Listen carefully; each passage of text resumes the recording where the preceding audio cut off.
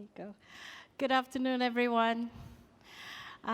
First of all, thank you, Dragonfly, for inviting me here to this summit. It's been wonderful, terrific speakers. Don't you all agree? Yes. My name is Marina. I'm from Malaysia. I work for gender equality in my country and elsewhere, primarily on the issue of justice and equality in the family through advocating for better family laws. So that's what I'm going to talk to you about today. There's been some hints at family laws throughout today's speakers, but nobody's really addressed it, and I think it's a very important part of the conversation that we need to make if we're talking about empowerment for women. So let's start with some relatively good news. This is from the World Economic Forum Gender Gap Report, which I'm sure you've read, that we have made some strides all over the world.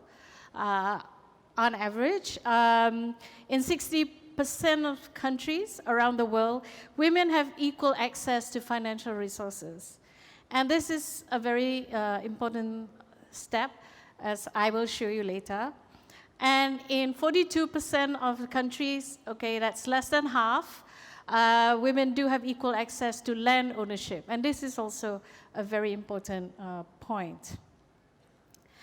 But gaps still remain. The story isn't perfect yet. In some 44 countries, more than 20% of women are illiterate, which means that they can't read and write. And as you know, and I know all of you, I'm sure believe that education is really important. If you can't read and write, you're really starting from below zero even. There's simply lots of things you can't do. In some countries, they say there's gender parity in education, which means there are equal number of girls and equal number of boys in schools. But this masks certain things. When the overall number of children in schools is low anyway, having equal numbers of boys and girls doesn't mean much at all. The other thing is we often find that there are more women than men in universities. And that's the numbers that get into school in the first place and then go all the way to university. And that's partly because in many countries, boys drop out early because either they're not interested in academic work or they have to work to earn money to support their families. So that's a gender issue in itself. Why should boys drop out? And up there in leadership, at the very top of our countries, women are still rare. Only 11% of heads of state are women. Only 18% of ministers in cabinets around the world are female.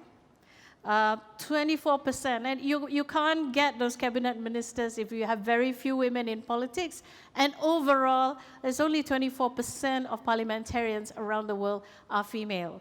In some countries, it's a lot less than that. In my country, it's still 10% or 11%. So it's still a poor show. In terms of the corporate world, in managerial positions, still under 34%. I know we're aiming for 30%, but 34% still looks pretty bad compared to the overall picture.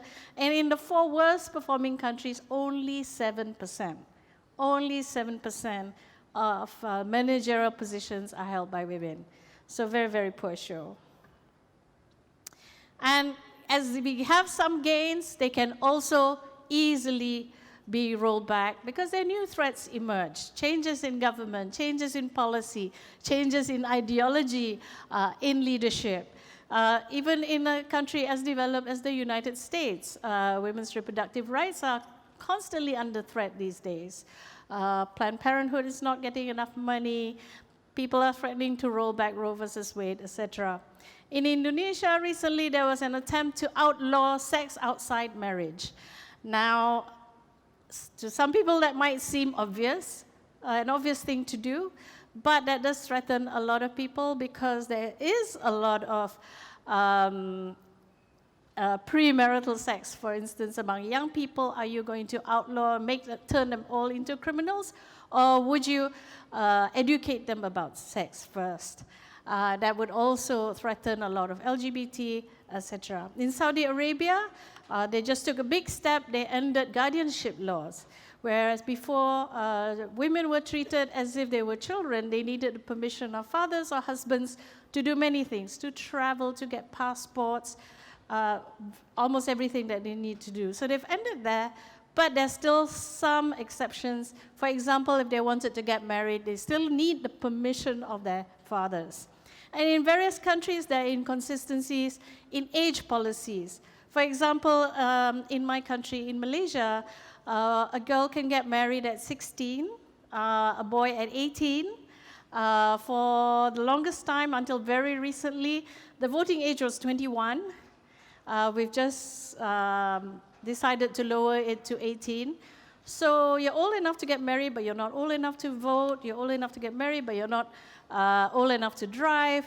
And all these inconsistencies, so questions about who is an adult, who is a child, still remains. And here, this is why we work on family law. And family law is so basic to all of us because it affects very, very personal, private things. I won't read that all, but this is from the work of an exemplary academic called Dr. Mahathir. She is currently at the University of New Mexico, who's done a lot of work on gender equality and various aspects. And in this particular paper, it's about women's economic agency. And basically, she says that when we talk about women's empowerment, we're always talking about training them to be entrepreneurs, making them financially independent, etc., etc. But she's saying that it's not enough because there are other things that are barriers to women's independence and freedom. And those are codified in family laws, civil codes, personal status laws, and sometimes just culture and tradition, which makes it difficult for women to be truly independent and empowered. So we're talking about economic agency. Economic agency is the legal capacity and ability to act and make choices independently, independent of the men in their lives, whether it's the fathers, the brothers, the husbands, sometimes even the sons in some societies, about money, about travel, about work, about property, and about children. They can make their own decisions, what to do with their money, when they want to travel, where they want to travel, whether they want to work or not, what to do with property, etc., and most of all, what to do with children, make decisions about their children.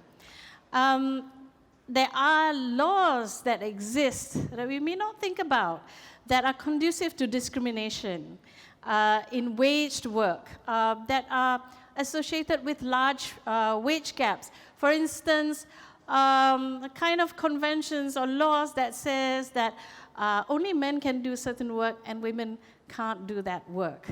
Women cannot work at night, for instance. Women cannot work in so-called dangerous jobs. Instead of making the jobs safer, they don't allow women to work. And those types of work usually earn more money, and therefore women are kept out of those fields of work. The gap between what they earn and what men earn will always be there. So greater legal capacity, according to Dr. Mahathir, is the most consistent correlate of women's economic agency. So basically, you need the type of policies and laws that promote women's economic agency. Reform family laws. What are family laws? Family laws are laws that govern the way a woman is expected to behave from childhood to adulthood, at home and outside the family. And it talks about marriage, divorce, guardianship, property, inheritance. Different countries have different rules. I can tell you about my country, for instance. Until very recently, a woman did not have automatic right to guardianship of her own children. She could not sign for papers. For example, she couldn't sign for her children's passports. She needed the husband's permission. What if the husband is missing? How do you get your child a passport when they have a scholarship to study overseas, for instance? So those are family laws that really, really impact upon very close personal lives of people. So when women have economic agency, when they are able to act independently and decide on things that involve money in their lives, this is what happens. When they have access to income and resources, their lives improve, and so does society around them, because that's what women do. They will spend that money on children, on their families, on their communities, and on society. When they are in greater numbers in the labor force, then they become something to deal with, a group to deal with, and they can change gender norms. Yeah, once upon a time, it was quite odd to see women working outside the home. Now we see it, and things have changed. We've gotten used to it. And so, you know, the idea of women working isn't so strange. The idea of women driving isn't so strange anymore. And when women have a stake in policies that affect them at work, out in society, they are more likely to participate in politics. And fertility rates, once women are more empowered, they tend to drop as well. When they have control of property, they have more bargaining power at home and are more able to leave abusive relationships. Why? Because they have somewhere to go. When they don't have anywhere to go because they have no control, where the house is only the husband's, not in their name, what are they going to do? They will stay in a abusive, in a violent relationship. And if they control the household money, yes, you know, they will spend it in ways that benefit the children and society. So what are the economic agency indicators? How do you tell when women have economic agency? They have their own bank accounts. That might seem obvious to a lot of us, yeah, having our own bank accounts. Yeah, of course we can have our own bank accounts.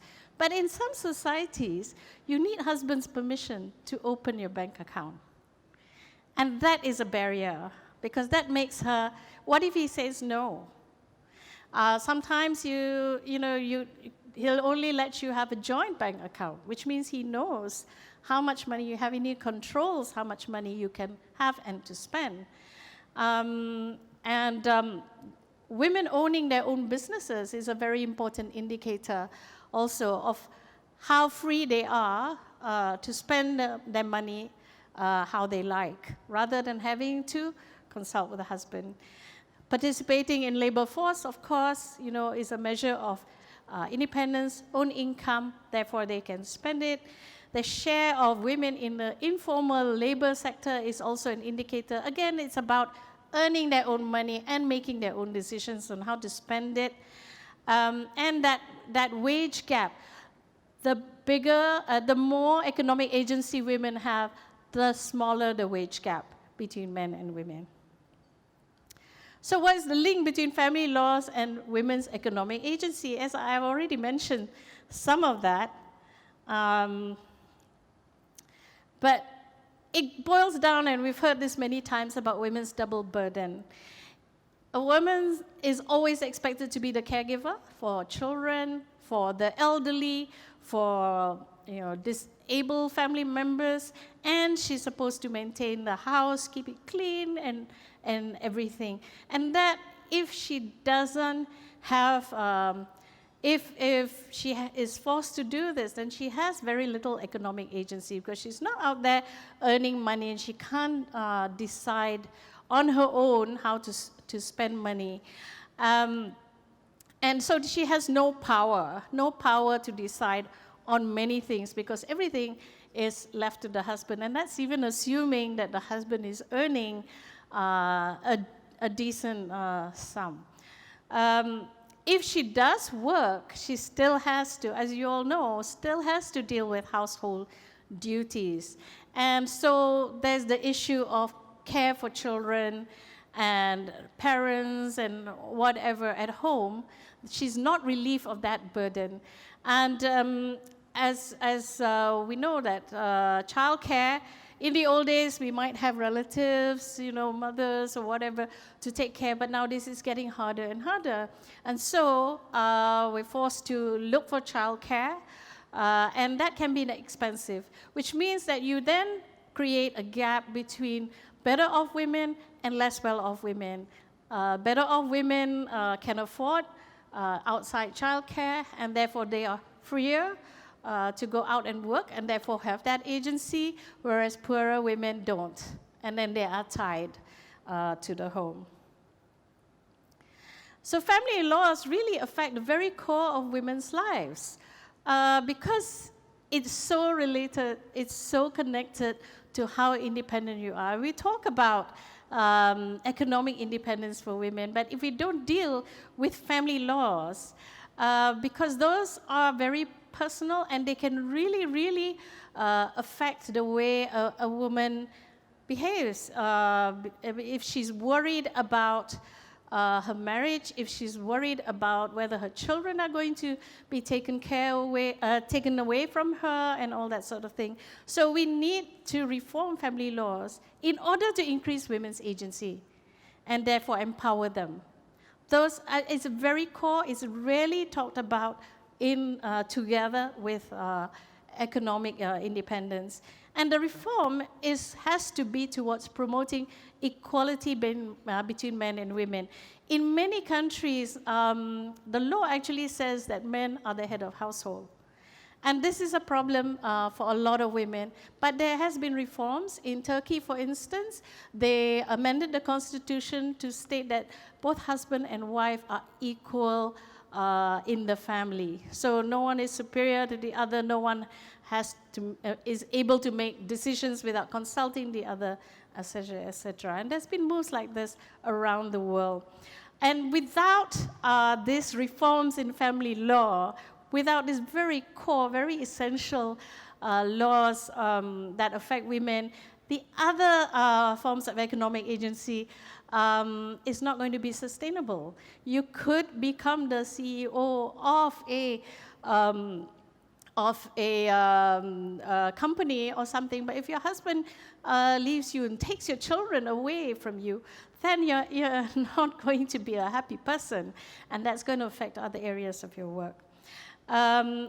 Familial discrimination leads to low participation in the economy and public life. And that's what family law is about. If it's discriminatory towards women and girls and daughters too, then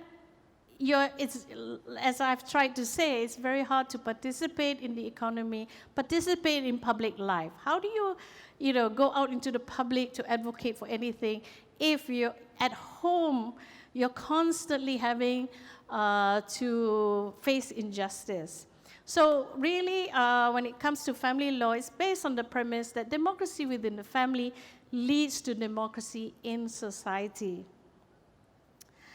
So why must we keep our foot on the pedal, as my title was? It's because things are always changing for women. Things can roll back. My own country, before the elections last May, the new government promised that 30% of all political decision-making positions would go to women. Didn't quite happen. We do have more women ministers than ever before. 5 ministers, and I think 4 or something deputy ministers out of 27, but that's less than 30%, which is what they promised.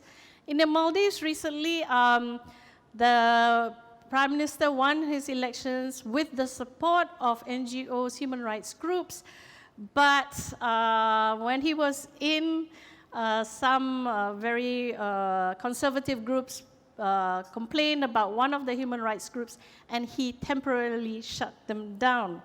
Not the conservative groups, but the human rights groups that helped him win.